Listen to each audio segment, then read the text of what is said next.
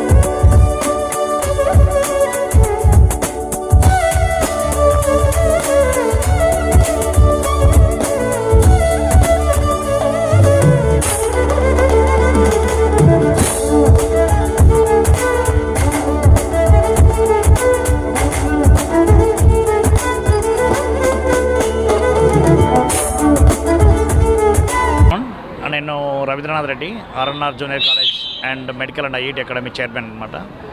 ఈరోజు వచ్చేసి మనము జూన్ 28 ఫ్రైడే మనం వచ్చేసి ఫ్రెషర్స్ డే సెలబ్రేట్ చేస్తున్నాము. ఫ్రెషర్స్ అందరూ ఈసారి అడ్మిషన్ చాలా బాగా జరిగాయి. అందరూ గెట్ టుగెదర్ కావాలని చెప్పేసి ఫ్రెషర్స్ డే సెలబ్రేట్ చేస్తున్నాము.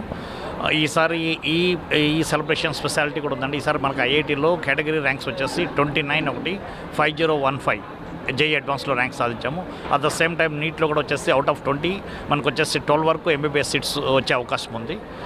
అది కట్ ఆఫ్ బట్టి అది కౌన్సిలింగ్ బట్టి ఉంటుంది అనమాట. సో అందుకోసం ఇంకా లాస్ట్ ఇయర్ మనం అనుకున్నట్లు వచ్చేసి స్కూల్స్ కూడా పర్మిషన్స్ వచ్చాయండి. నెక్స్ట్ ఇయర్ స్కూల్స్లో కూడా వెళ్తున్నాము. పేరెంట్స్ ఎవరైతే మనకు సపోర్ట్ చేస్తున్నారో ఇంతవరకు ప్రతి ఒక్కరికి పేరు పేరున నా హృదయపూర్వక కృతజ్ఞతలండి. Without you or without media RNR అనేది లేదు. ఈరోజు మేము ఇంత సక్సెస్ఫుల్గా చేయగలుగుతున్నామంటే ఆర్ఎన్ఆర్ సక్సెస్ఫుల్గా చేయగలుగుతున్నామంటే ఫస్ట్ థింగ్ ఇస్ మీడియా వాళ్ళు చాలా సపోర్ట్ చేశారు. అట్ ద సేమ్ టైం మేము ఒకే నినాదం తెలుతున్నాము డే 1 నుంచి కూడా. ప్రతి విద్యార్థి విజయమే ఆర్ఎన్ఆర్ లక్ష్యం. అంటే ప్రతి విద్యార్థి వచ్చేసి ఫస్ట్ ర్యాంక్ వస్తారనేది కాదు, ఏ విద్యార్థి అయినా ఏ స్టేజ్లో ఉన్నా అంతకన్నా ముందుకు వెళ్ళాలనే ఉద్దేశంతో చేస్తున్నాము. ఇప్పుడు కూడా ఈ సెలబ్రేషన్స్ కూడా మేము మెయిన్గా స్టూడెంట్స్తో డిస్కస్ చేసేది వచ్చేసి ఫస్ట్ వచ్చేసి డిసిప్లైన్ అండి. యాక్చువల్లీ బయట వెళ్ళినప్పుడు వచ్చేసి ఆర్ఎన్ఆర్ స్టూడెంట్ అంటే కనుక ఎలా ఉండాలి ఏంటి అని చెప్పేసి చాలా డీటెయిల్గా ఎక్స్ప్లెయిన్ చేస్తున్నాము. Thank you so much.